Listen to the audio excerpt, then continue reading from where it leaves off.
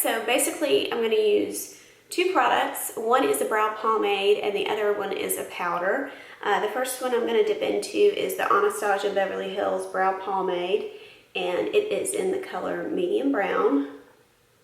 I used to use the ebony, but it's actually too dark and can look too harsh. You kind of want your eyebrows to maybe be just slightly lighter than your hair color, so that way it doesn't, it softens your facial features and it doesn't look harsh in photos and things like that. So I'm going with medium brown. The other product I'm going to use, this is actually her Pro Brow Powder Kit, but I'm going to dip into this medium brown here.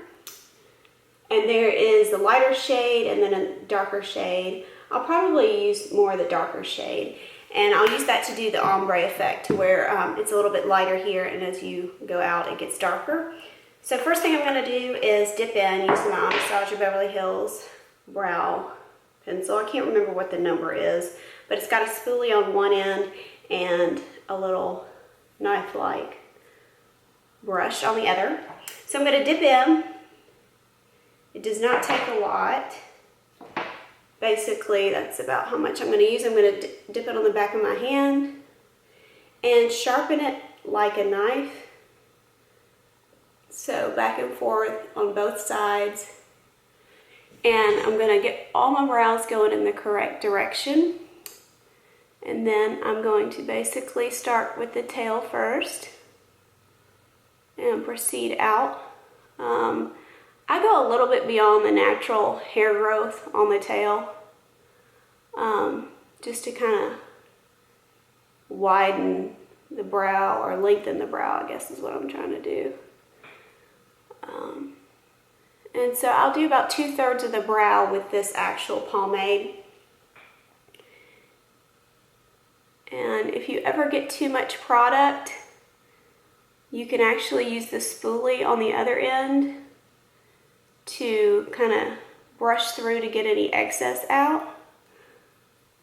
And it also just helps to soften and evenly distribute it through the brows. So I'm kind of falsing, or creating a false arch here. Another thing you want to be sure and do is to get up under here, because a lot of times from different angles you can miss areas. You just want to be sure and complete the underside of the brow as well. And so now that that is pretty much done, I'm gonna clean off this a little bit with it. Just use a tissue, it's a paper towel, and I'm gonna dip into kind of a combination, but mostly the darker color, and then tap off the excess. And I'm gonna go with upward strokes here. You want to go in the same direction that your hairs grow, just to mimic the hair growth in little strokes. You don't have to do like long, drawn out. You don't want Sharpie eyebrows. So little strokes to mimic the hair growth in the same direction that the hair naturally grows. And you want to kind of like look and be sure that the eyebrows are starting and stopping at the same points, just to try and get them to match as best as possible. They are not twins, so don't think that they have to be so exact, because you'll be here forever if you try to do that. Just try and get them to look like sisters, so it's close to the same on each side. And then once you're done with that, just be sure your hairs are all going in the right direction. And last product I'm going to use is this Anastasia Beverly Hills Clear Brow Gel.